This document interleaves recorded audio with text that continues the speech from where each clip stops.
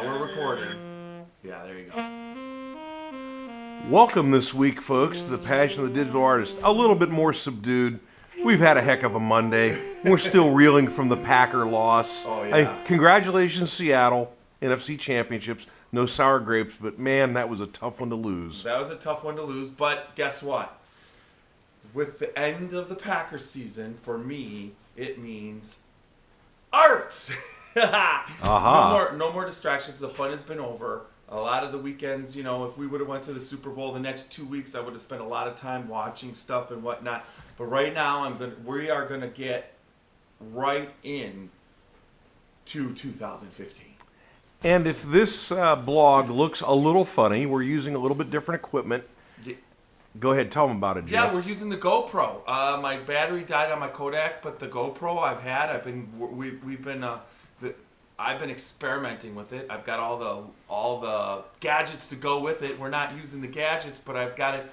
And one of the things is I got this waterproof case, which I have to get a regular case, which allows the sound, and then I'll be able to do everything. But I've got the one where you strap it to your head. I've got the one where you strap it to your chest. One where you can hang it out the window, whatnot, and that. So it's really kind of cool. It's the GoPro on the elbow. Yeah. And the mounting of this is my right hand Yes, he's holding going steady. down my arm into my 53-year-old elbow, braced on my thigh. So if there's a little bit shaky here, folks, Yeah, it's okay. there's It's not okay. a lot I can do about it's a it. GoPro, you know, it's shaky. That's what we do. It's kind of like the So- shoulder-mounted so camera, you like can the Blair Witch Project or Well, something like that. Yeah. You could take a look around. You could see right behind me in its glory.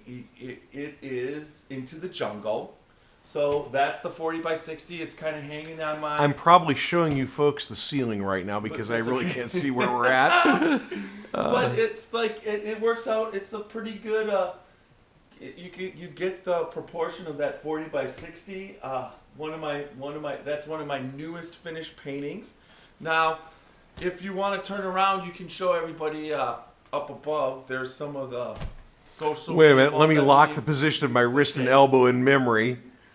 Now we're turning, folks. Yeah, there you can see over. There's a lot of stuff, but just there up there is right up there is all the social media multimedia hanging in the house, ready to go.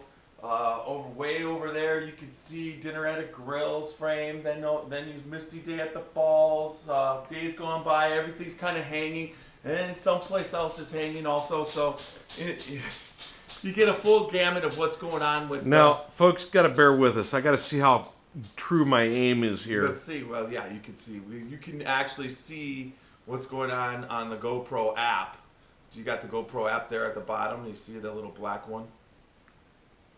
There you go. You can actually view the viewer. I'll help you. Oh, there you I go. am almost dead on. You did it. That is amazing. Good job, Xavier. You're using the phone. He's getting the phone app. Gosh, I can't even walk and chew gum at the same time. It's a good wide angle, but that gets us into what we're going to talk about this week. We're going to talk about a lot of the things in a review of what I talked about last week. This will be but as an artist, you need an artist business plan. Every year you need to do the business plan. Now, a business plan are goals that you set for yourself and things that you need to do throughout the year in order to catapult your art career. Now, the last couple of years I've been meeting my goals. Now, this is the first year, 2014, that I did not meet my goal. I was close, but I did not meet it. I had 3 inquiries on paintings, and then also I had the opportunity of a commission, which was out there. It's not completely dead in the water, but it probably is. It's been a while since I talked about it, but there's a bunch of things that I did this year to further my business plan. One, I joined Art Specifier, which is a promotional art website, and that went pretty well. I got my interview, and that's been pretty successful as far as YouTube and using it to explain what I do as a digital artist. So I was really happy about that. I completed, I believe, a total of 7 paintings total this past year, and then also I kept working my local market. I worked the Cleveland market. I was in a show up in Cleveland that everybody remembers, Artstrong. And then once we went from Artstrong, I was also in Tall Walls up in Cleveland. And then I also was part of the Holiday Bazaar through the Cleveland West Art League. So I've been keeping up what I've been trying, the exposure that I was getting and working. I also was through Craig Booth, Uncle Drag. I was in a couple of his shows this year. And so overall, I did enter in a show, and I also submitted to a gallery. Now, nothing back from the gallery. The gallery submission was in August, and I heard nothing back, nor did I get any of my materials back, so I was a little bit discouraged there. I've been working Facebook. I've been joining Facebook groups. I've also been working YouTube, Twitter, and Pinterest.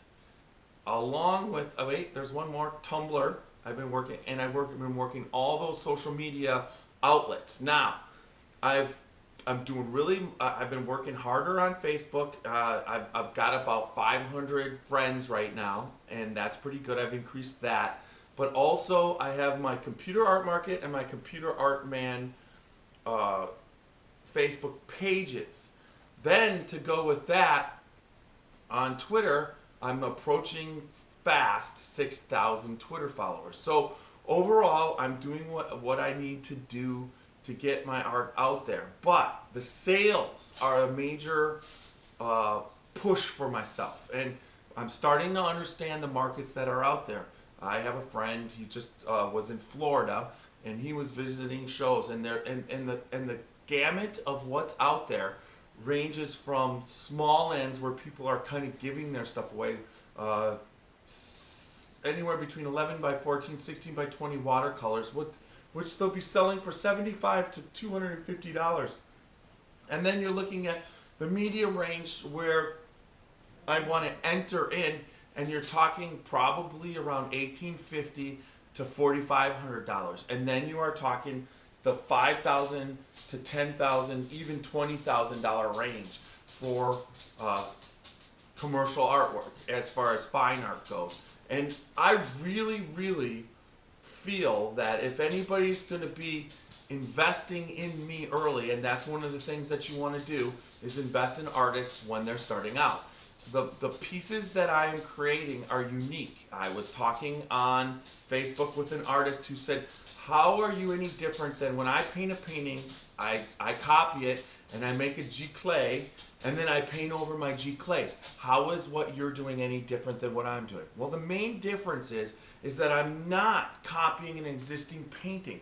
I'm creating a painting in the computer by hand, the way that everybody using computer paints, and then I'm creating the canvas, high-end G-clay, if you want to call it, or high-end canvas, and by doing that, then I paint, I put it out, and I finish my painting. Because when you're just doing a G-clay of an existing painting, you might be doing some alters, but that painting, the original exists. These are just copies of the original. When you're doing a painting of a digital image, of a digital painting, when you print it out, it's the first time that you ever see it. You don't have a preconceived notion of what that painting is going to look like. What it hits the canvas is what the painting looks like. At that point, as a creative artist, there's needs to finish it. Whether I've left unfinished areas on purpose, or I'm trying to do some hyperrealism and it's just not working the way it was working on the computer screen. There's so many needs. Plus, color-wise, ink is your medium when you're a computer artist. So that first part that comes out, ink is very strong in some colors and very weak in others.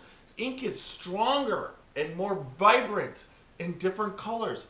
You learn this through the process of producing these canvases. And then in some areas, you can't even come close to what you could come with acrylics as far as the acrylic paints. So you know this when you're painting. So when you know you're painting with colors that are weak, you know you're going to use the acrylics to intensify them, creating a one-of-a-kind high-end piece of artwork with color that's never been able to be achieved before because they weren't achievable just as acrylic painted. Those colors don't exist. But they do exist in the ink technology. So you're creating the best of both worlds, and that's the main difference. And I wanted to get in. So there you go in review, real quick.